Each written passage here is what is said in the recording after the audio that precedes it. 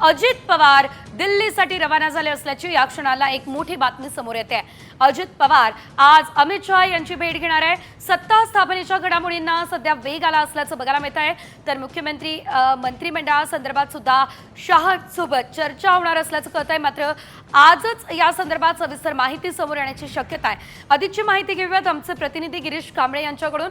गिरीश, आपण बघतोय मुख्यमंत्री पदाचा निर्णय असेल किंवा मंत्रिमंडळाचा तो थेट दिल्लीमधून होणार असल्याचं कळतंय आणि आता दिल्लीमध्ये घडामोडींना वेग आलेला आहे। नेमकं काय सध्या घडतंय?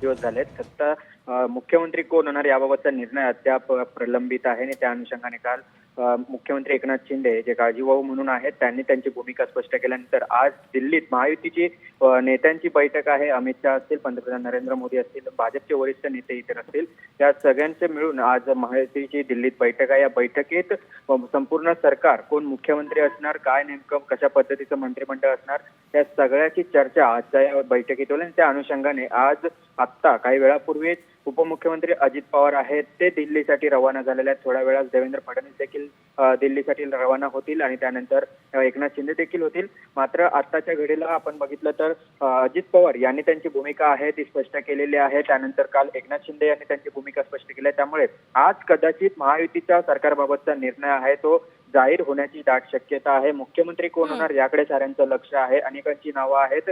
आता एकनाथ शिंदे यांची भूमिका स्पष्ट झालेली नव्हती, त्यामुळे एकनाथ शिंदे त्यांना देखील मुख्यमंत्रीपद हवंय का अशा पद्धतीचे एकंदरीत प्रश्न उपस्थित होते। मात्र काल त्यांनी त्यांची भूमिका स्पष्ट केल्यानंतर आज दिल्लीत ही बैठक होते। निश्चितच नेमकं दिल्लीमध्ये काय घडतं या संदर्भातले अपडेट देखील पुढे तुमच्याकडून घेणार आहोत। तुर्तास धन्यवाद दिलेल्या सर्व माहितीसाठी।